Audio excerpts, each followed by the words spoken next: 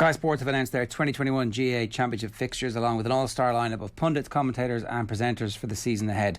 Sky Sports Arena is going to be the home of GAA with a total of 18 fixtures broadcasting on the channel, 12 of which are exclusive to Sky Sports, including an absolute doozy exactly a month from today, the 3rd of July, Saturday, Galway against either Dublin or Antrim at 2 o'clock. At 4 o'clock it's Kilkenny against Wexford or Laois, and then at 7 o'clock it's Limerick against Cork. So we'll know a lot about many of the pretenders to Limerick's throne after that. And I'm delighted to say Jamesie O'Connor, Sky Sports hurling analyst, is with us to talk to us about this. Jamesie, good afternoon to you. How you doing?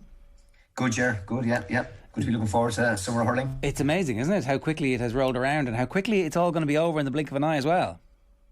Yeah, and obviously raised the stakes for you said that trend for the games on the 3rd of July, because you go through the back door. I think you're looking at maybe having to win maybe 5 games in 6 weeks, something like that, to coming through the qualifiers. So that's going to be a challenge. And Limerick showed last year, I suppose, the value of maybe going Route 1 and winning the provincial championship and maybe having those little breaks in between. That's going to be important. So yeah, huge day to start with for us. The footballers are obviously starting, I think, on the 26th of June, but our first big day, we're dropped right on the deep end with a triple header, and just can't wait to get back at it. What's your take? Because we've been having this debate all week about whether or not this final couple of round of league games is something that you can just roll on into.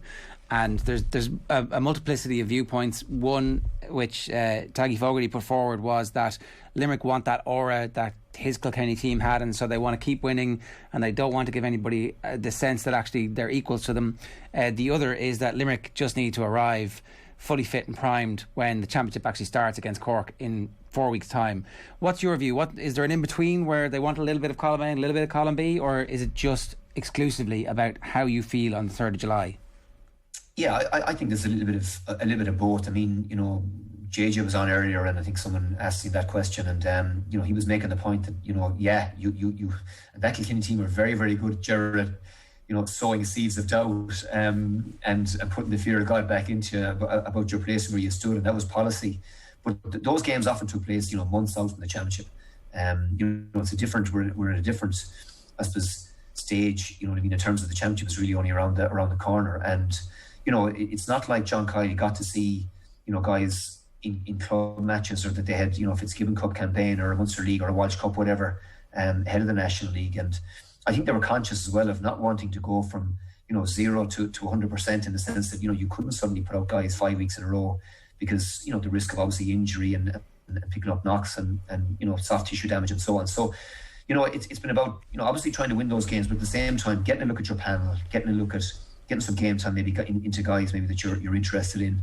I think the games that Limerick have lost, obviously the Tip were up for it, Limerick were up for it as well, and they both got something out of it. But I think the 2 games that Limerick have lost, Galway clearly, I think, have Limerick have had the better of it, and I think Limerick even referenced probably that game in Salt Hill a number of years ago when they were well down, well behind, and came back to win in Salt Hill and viewed it as a turning point. I think back in 2018. So Galway, obviously having lost the semi-final last year and having taken a couple of beatings in the league from Limerick, wanted to turn it around. So I think that game was of more importance to Galway than it was to Limerick. And similarly, last weekend or a couple of weekends ago, Waterford have taken a couple of drubbings off Limerick, in the league and in the championship, and obviously lost the final heavily last year. So I think that was really a game that Liam Catlin and his players would have targeted as really important for them. So I don't think John Kiley will be, unduly perturbed. I think for him, he saw enough positive things, and he go over the 3 weekends to know that, look, at when he gets his best starting 15 on the field, and when he gets all these big guns back, Limerick's ceiling is still higher than everybody else's. Now, there's no doubt they're going to be challenged, and the contenders are lining themselves up, and Galway and Waterford and Kilkenny and Tip would be in that conversation. But for me, Limerick are still in a good place and still the team they all have to beat. You left Cork off that list of contenders. Was that intentional or accidental? But Ger, I'll be honest about it. I am intrigued by Cork because, there's one thing I think we can say with certainty is that Cork are not going to take on Limerick on the 3rd of July playing Limerick's game. It'll be Cork bringing something completely different to them, and there is ferocious pace in that Cork forward line, and pace.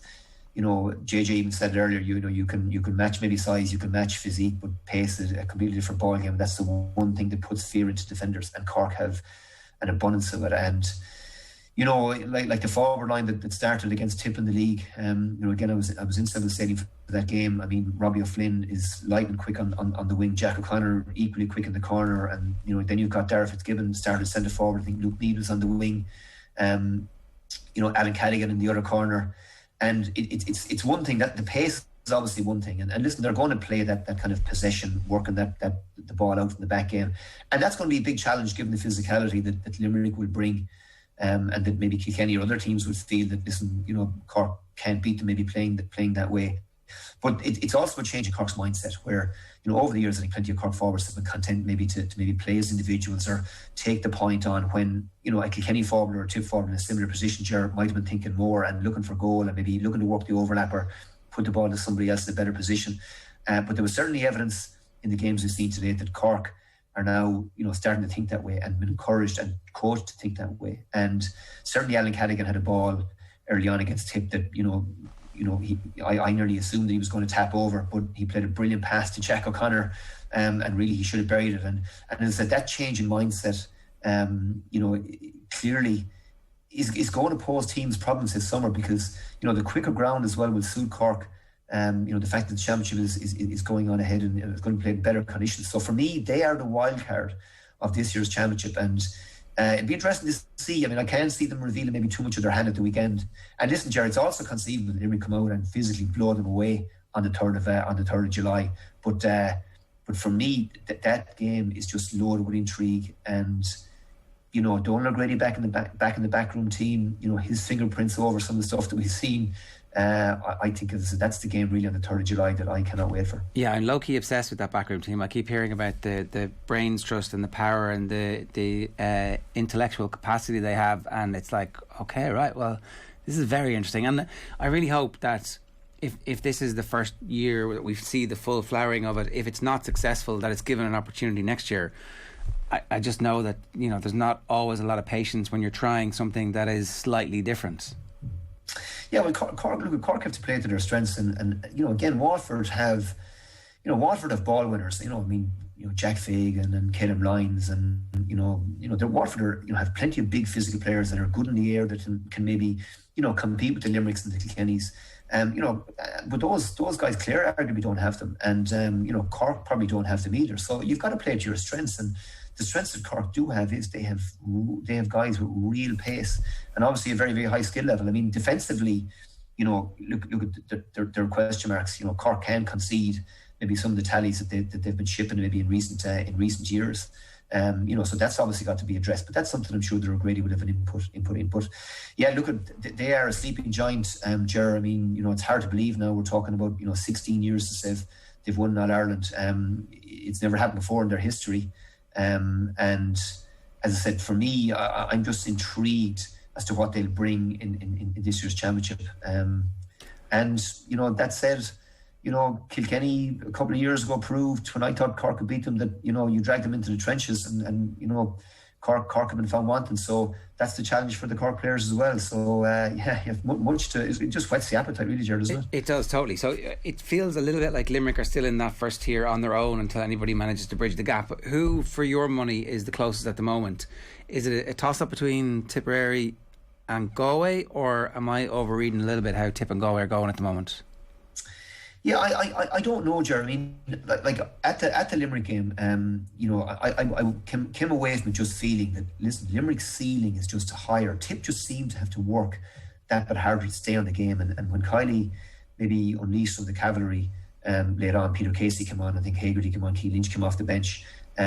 You just sense that Limerick just have a higher ceiling than Tip and maybe everybody else. At this point in time, I'm just Tip, like, there's no doubt about it. I mean, the skill level, the know-how, just the artistry, the creativity, with Jason Ford and the McGraths and Callan obviously to come back into it, and Jake Morris obviously as has pace up front. But I would worry about maybe the lack of pace maybe in the Tipperary team overall. And I asked the question probably when Sheedy first came back in 2019 is could he get another year out of Pádraig Maher and Brennan Maher and Callan and Noel McGrath and Bonner and those players that have given incredible service, or was it a complete do you know what I mean, rebuild job. And obviously they gave their answer in 2019.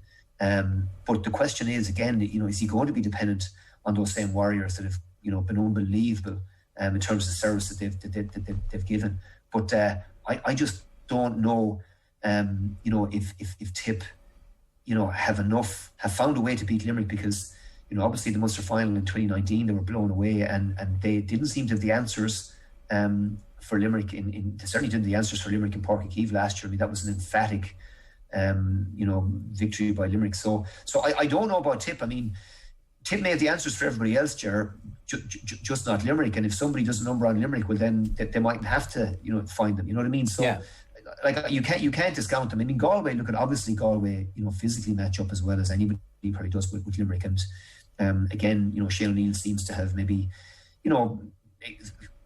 certainly maybe added a bit more depth to his panel. And they clearly can't be discounted. And looking at the quality they have, the experience, and the big game experience they have, they've been in so many big games. They're going to be thereabouts. I don't think there's any question about that. I think Waterford, you can't rule out Kilkenny. The thing with Kilkenny is Kilkenny's floor.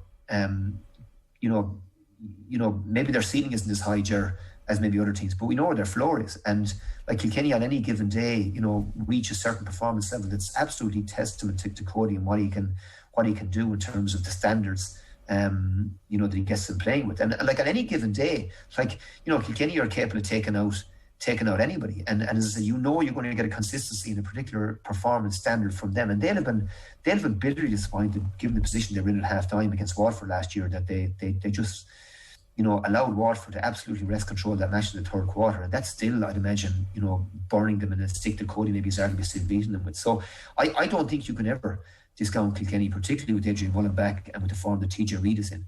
And look, they've been arguably as impressive as anybody in the league to date. So look, it's the usual suspects in that sense. Limerick for me ahead of everybody else. I think Galway, were still probably favourites to win Leinster.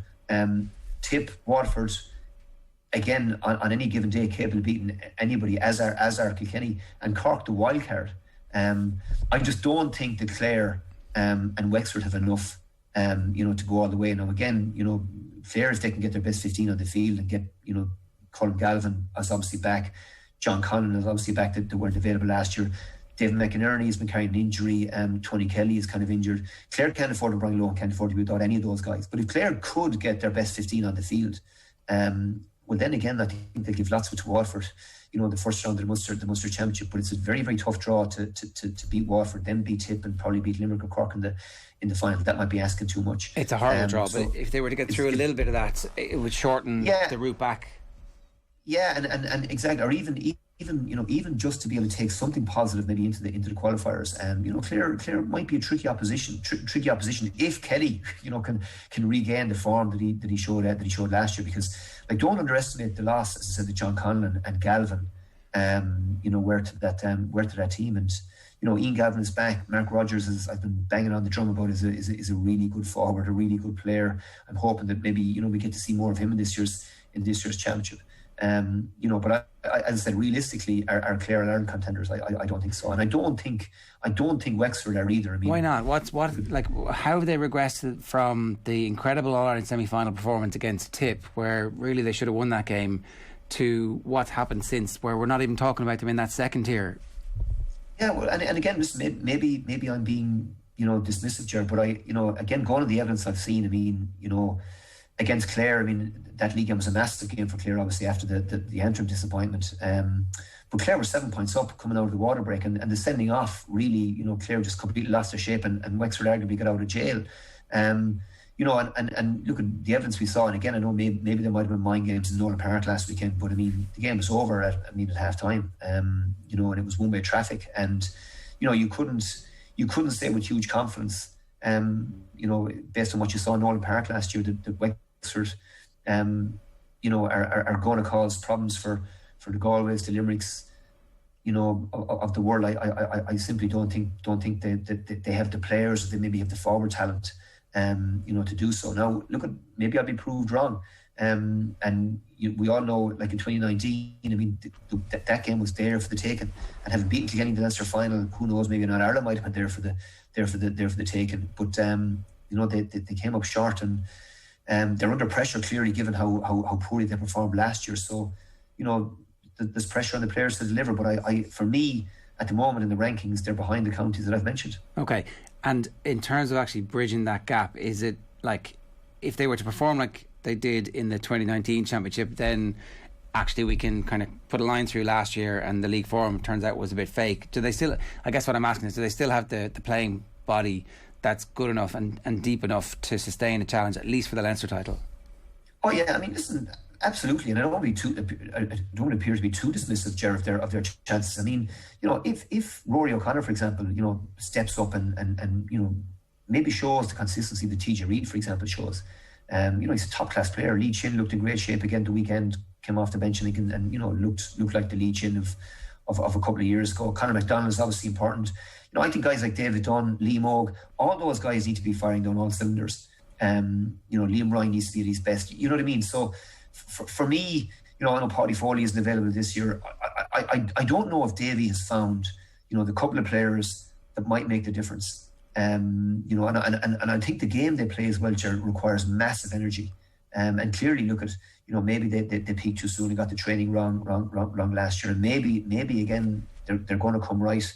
On the 3rd of July, and certainly Kilkenny, they have given Kilkenny lots of trouble in recent years, and Kilkenny have never looked comfortable playing them, and they have taken Kilkenny to places maybe that other counties have in terms of a level of discomfort and out of their comfort zone in the game that has often been played on Wexford's terms. So I'm not for a second underestimating that or saying that they're not going to bring a huge challenge to Kilkenny.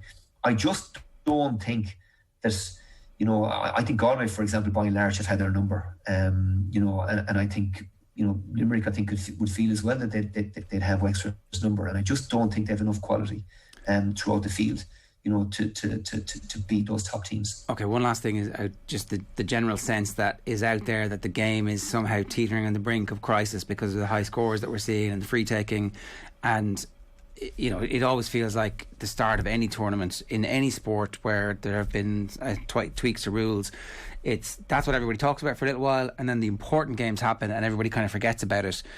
I'm hoping that that's the case this year, and that we're not going to see games decided by somebody scoring 18 frees in one match, or by a completely egregious example of the advantage rule where somebody scores a goal and it gets called back and a free gets missed. That'd be a bit of a disaster.